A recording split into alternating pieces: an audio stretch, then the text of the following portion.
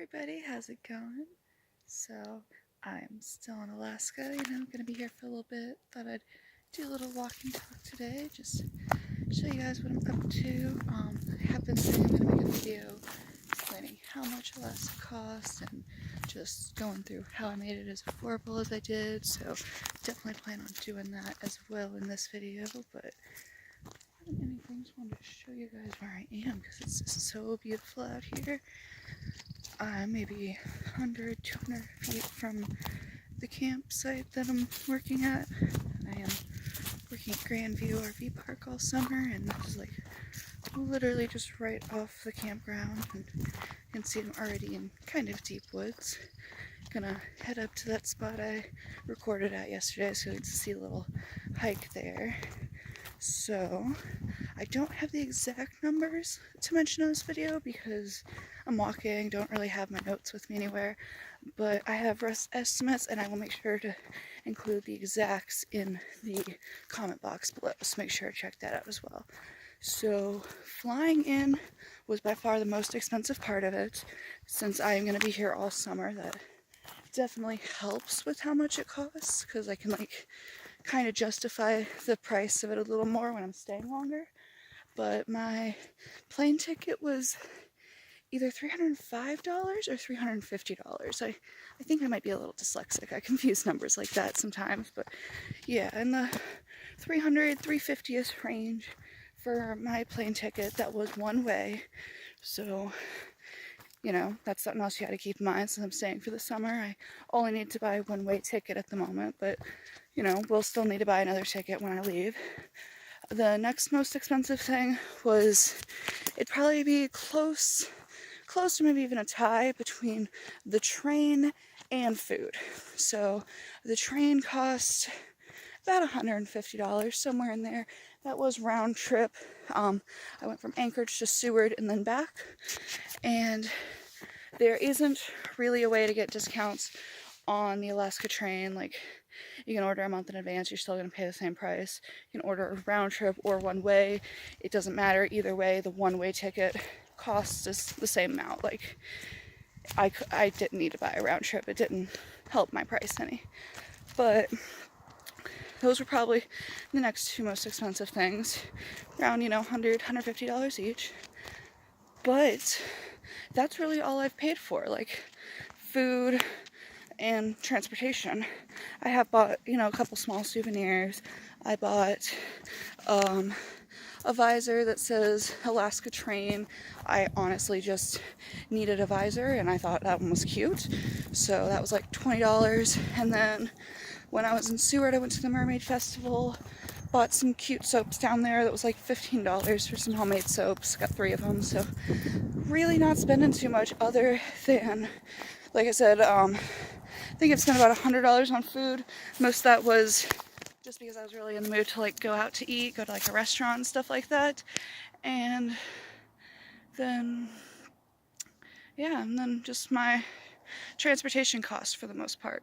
So I wanted to explain how that is all I'm paying for, how I've managed to spend maybe, $500, $600 at most, and spent a week vacationing in Alaska.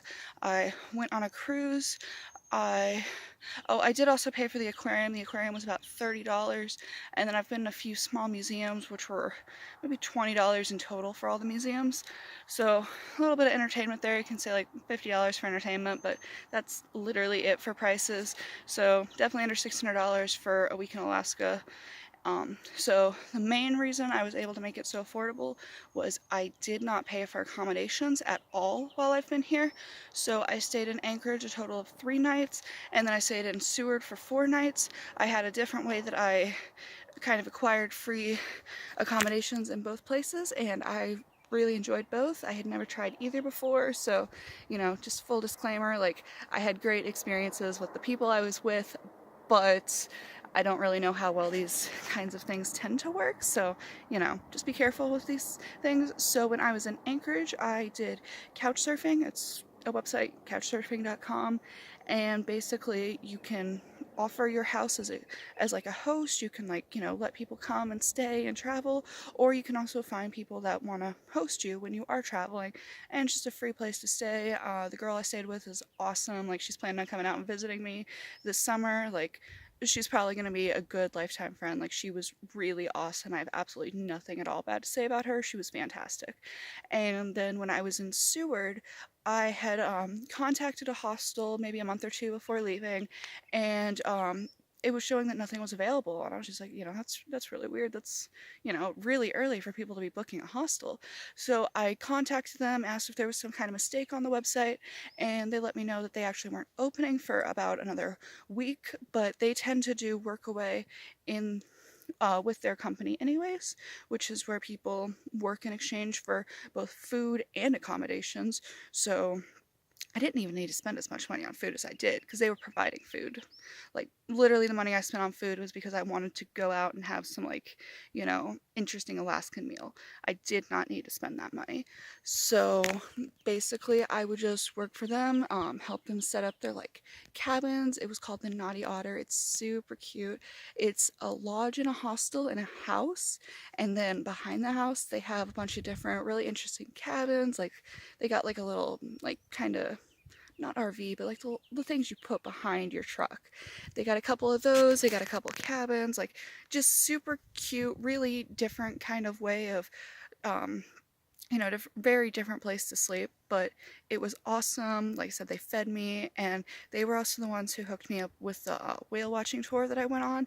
That cruise was phenomenal. I'm definitely gonna have to make a video where I go more in depth, because like, that was just so amazing to see the fjords and to see all the different animals. And there was a ranger on deck, like a forest ranger. He was there, so he was able to like really explain to us what was going on and what we were seeing, and it was truly incredible. Those things go for like a couple $100, so the fact that I got there for free was awesome. And I don't think I've really spent any other money since I've been in Alaska. Yeah, I mean, I've gone on a lot of hikes. Hikes are free. Ate a lot of free food.